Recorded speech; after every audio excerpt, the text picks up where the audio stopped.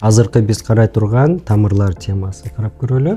Эгерде бизге мындай болгон туюлтма бериле турган болсо, биз бул туюлтманы кандай чыгарышыбыз керек? Бул жерде көрүп тургандай эле 2 тамыр берилиптир жана ар бир тамырдын ичинде 3 сандын квадраттары берилиптир.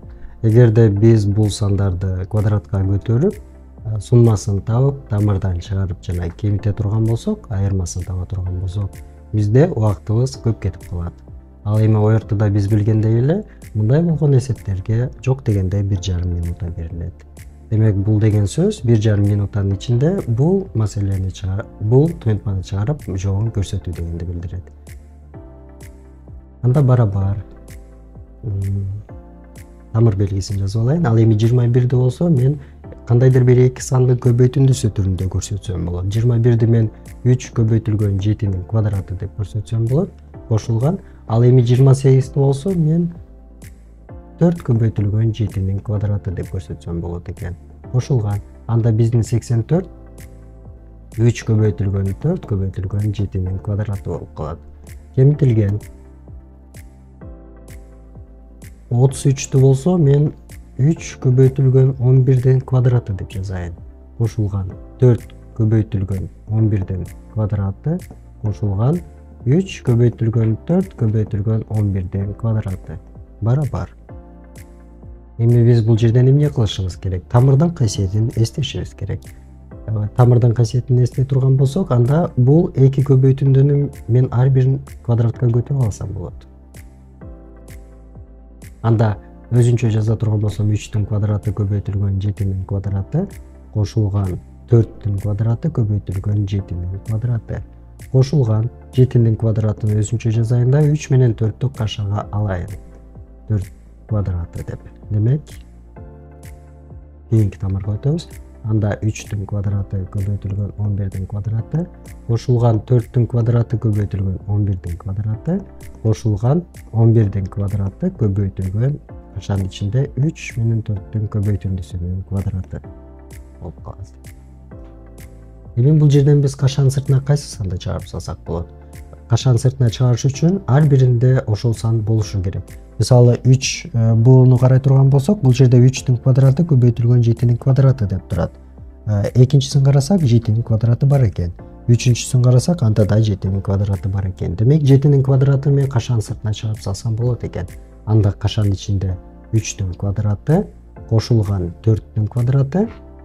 Ал эми 3 менен 4-түн көбөйтүндүсүнүн квадраты деп жазып отурбастан, мен 3 менен 4-тү көбөйтүп салайын. 12 чыгат.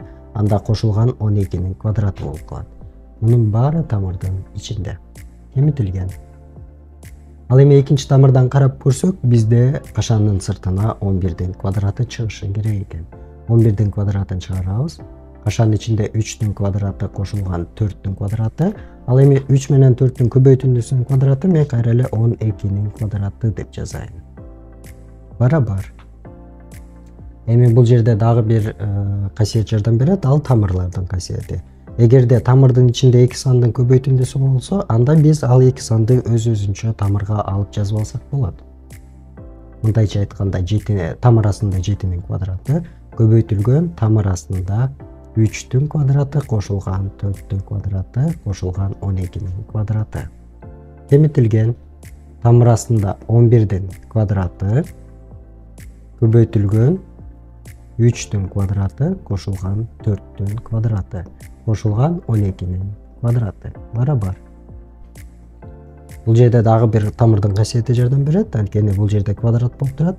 А бул квадраттык тамыр болгондуктан тамыр менен квадрат кыскарат дагы, бизде 7 деген жооп калат. Көбөйтүлгөн тамырдын ичин мен даражага көтөрүп сумманы табайын. 3-түн квадраты бизде 9, 4-түн квадраты 16, 12-нин квадраты 144. Кемитилген. Бул жерде деле ошондой тамыр менен даража кыскарат, анткени бул квадраттык тамыр болуп атат. 11 көбөйтүлгөн, бул жерде деле ошондой чыгат, даражага көтөрө турган болсок. 9 кошулган 16 кошулган 144 болот. Барабар 7.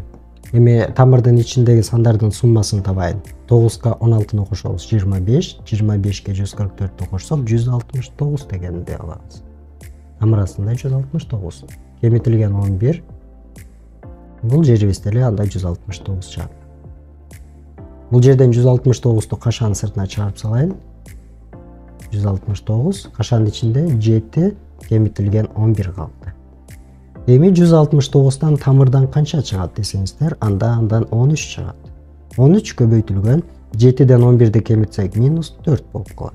-4'тү 13'кө көбөйтсөк -52 деген жооп чыгат. Ал эми -52 деген жооп бизде В вариантында берилген. Демек ушундай касиеттерди пайдалануу менен сиз ЖРТда келген маселелерди оңой жолу менен чыгарып, эсепти батыраак бүтсөңүз болот.